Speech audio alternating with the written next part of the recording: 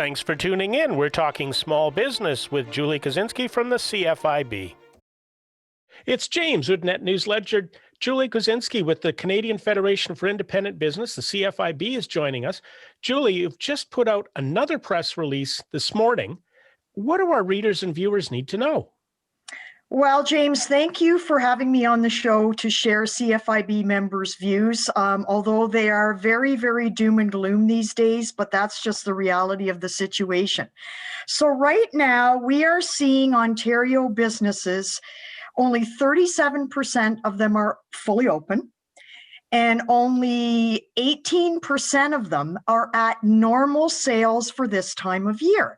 So if you factor in what other provinces are doing in terms of allowing some people to go in a store to buy things, provinces like Quebec, Alberta, and Manitoba, this puts us, unfortunately, as the only province in the entire country that has no plan whatsoever for a lockdown. Like, forget about even just allowing people in the store. We haven't even heard about a plan, even one that's written on the back of a napkin. And that's very disconcerting because we have a deadline coming up, James. It's the February 10th deadline. And what we're asking is, Ontario government, please allow all Ontario businesses to open on February 10th at 20% capacity for in-store sales. We don't think that's a big ask, James. Just to put it in context, Walmart right now is allowed 25% capacity. So we're asking for less. And the issue here is simply this. Yes, there are government programs out there. However, if you ask even the very few businesses that have been fortunate enough to pretty much get any program that's out there, those ones are still having trouble breaking even. So if you're, for example, a gym in Ontario that's been shut down for 60% of the pandemic, which works out to 200 days, how are you supposed to survive? It's unfathomable. We're seeing that here in Western Ontario, in Kenora, Dryden, and Thunder Bay, where ski hills, which spent a lot of time and effort making them COVID safe, then were just arbitrarily shut down in the lockdown. And other provinces have not shut down ski resorts. Now, the resorts here aren't resorts. These are small clubs, basically. And the concern they were told was people were going to come to the ski hills in Thunder Bay from Toronto and bring COVID. Now, the reality is if you were going to jump on a plane and fly to go downhill skiing, you might end up in Banff, far more than you would here in Thunder Bay. But I think you're right. I think the idea of a plan is maybe we need to send a box of napkins to Premier Ford. Yeah, big box of napkins. One at least for everybody. I think there's I heard there's over 200 people on that health table that are making decisions. We don't know who's on it, but I had heard that there's over 200 people. So no wonder it's hard to make a decision. And that's the other thing, like fast forwarding to decisions. We're not asking, James, to storm the Bastille, break down the doors and have people crashing into each other in the aisles. We're just saying, government, please listen. We have a bunch of businesses out there that are on life support. Some are even zombie businesses, the Walking Dead. We need the government's help. And there's nothing like a sale. Subsidies have helped, loans, grants, what have you, but they're nothing like an actual sale and making revenue. And again, we're saying, let's do this gradually. Start out at 20% capacity because these businesses need some kind of in-store revenue. As you know, James, in Ontario right now, for example, if you are the owner of an independent bookstore, you are totally on an unlevel playing field with the Walmarts and the Costcos of the world. Because I can walk into a Walmart now, I can buy a book along with the food and the prescription, and I can even buy it after 8 o'clock. Yes. Because most Walmarts sell a full complement or a full range of groceries. Yet, if I'm a small business that owns a bookstore, I'm basically left to the dregs, to the crumbs of curbside, where people have to pull up. And I talked to one business owner yesterday in Sault Ste. Marie, who has a party shop, and he told me it's almost like you feel like you're a second-class citizen, where you have to like talk to people through the door. They can't even come into the store to pay now. At least with curbside previously, you could come into the store and pay and leave. Now you can't even come into the store for anything. So that's changed. But what makes it worse, so I go into this independent bookstore, I can only buy it by curbside.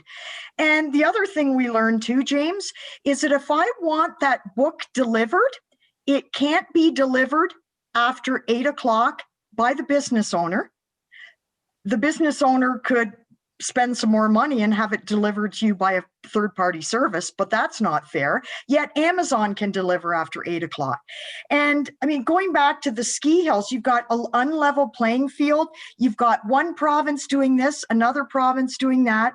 We've asked the government for a very, very simple thing, James.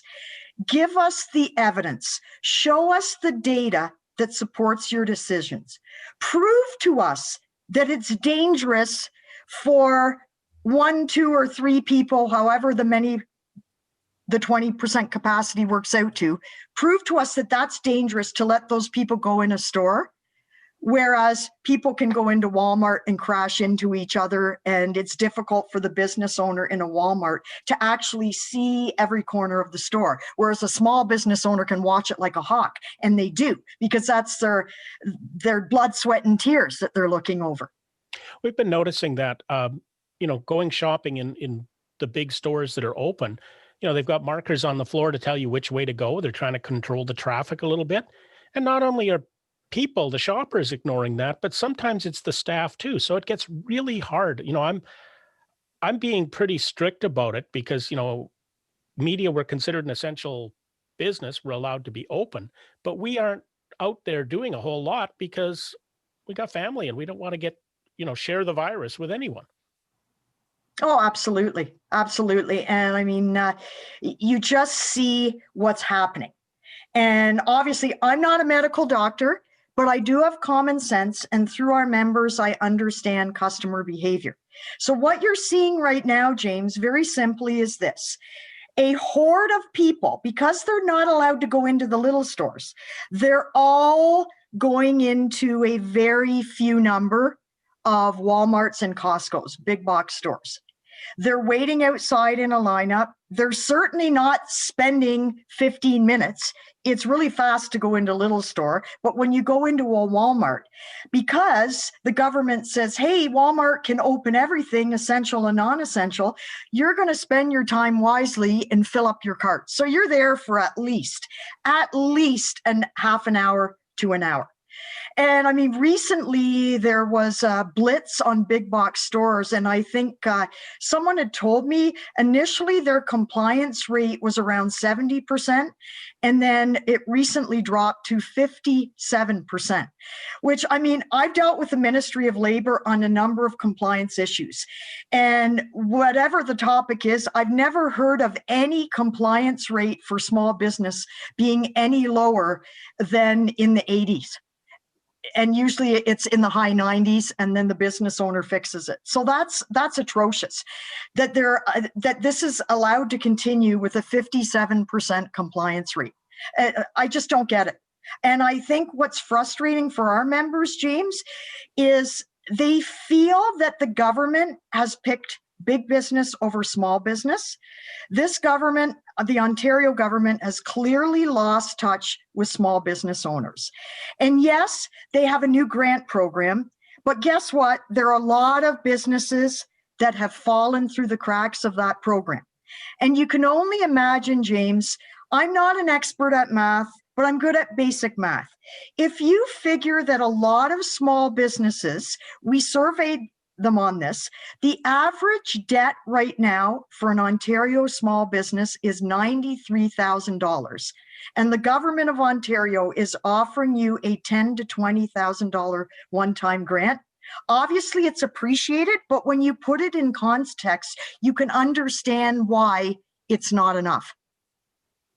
We're seeing that across Western Ontario in the north, outfitters, fishing camps, and today or yesterday, our soccer team, the Thunder Bay Chill, announced they're not playing this year. And that's Mhm. probably a harbinger for the summer. People are thinking the vaccine means this is over. I mean, I think the reality is what we're really seeing is this second wave is going to continue through the summer, and we're going to watch, unless they get their figures and their facts going and get the science behind this, a lot of businesses, we're never going to see them again. No, it's unfortunate. Again, I'm not a doctor, but I have common sense. And as I understand it, and I think the government needs to communicate this better, people need to know the truth, the reality. If you get the vaccination, it doesn't necessarily mean you won't get COVID. You might get it, but to a lesser degree, but you can still transmit it. You still have to wear a mask. Or rapid tests. People are talking about rapid tests. There's no perfect one out there. They're, I think, at 60 or 70% rates of compliance or rates of actually working. So I think, and again, I'm not a doctor, but common sense, if you couple these facts with the other challenges that businesses are facing, you're absolutely right. Plus all the issues now with the vaccine program, we have to be realistic and realize that we're stuck with this for a long time to come. And then you hear about different variants. So first it was the UK variant, now it's the South African variant. So that changes the complexion of what's happening in the medical world vis-a-vis vaccines. So I think really you have to use your common sense here and look at the math. These businesses have been struggling month after month after month. The government needs to really get this plan together. They're announcing a plan for schools later today. That's great. That's wonderful. So where's the plan for business? I think it should follow either later today or very, very soon after the school plan. And at least let businesses know what is happening on February 10th. There's nothing more unnerving, James, to a small business owner who loves to plan because they have to survive, not knowing today is February the 3rd. A week from today, they still don't know. They still don't know, can I open to some degree? Will I still be closed? So again, to circle back to our asks, James, which I think are reasonable, give us a plan, share it with businesses ahead of time. Make sure that it involves some level of allowing them to open to in-store customers. We are suggesting a very conservative 20% capacity with health and safety protocols in place. That goes without saying. And at the same time, fix this new Ontario Small Business Support Grant so more businesses are eligible. That's really, really important. And again, we've got zombie businesses out there, businesses on life support. And again, we do studies all the time, James. Our latest report on jobs, an estimate, this is a mid-range, very conservative estimate. Ontario could lose 75,000 small businesses due solely to COVID-19, and that works out to about 873,000 potential private sector job losses.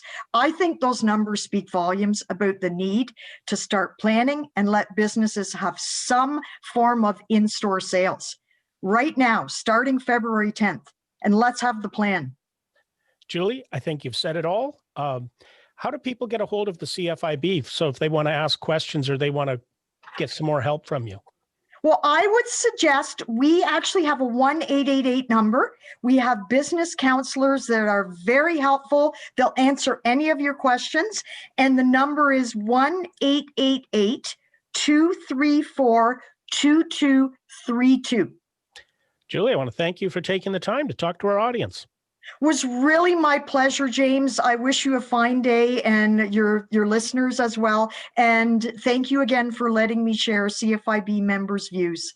Thank you. To keep up to date, you have to subscribe. You have to hit that like button and hit the notification to stay in touch.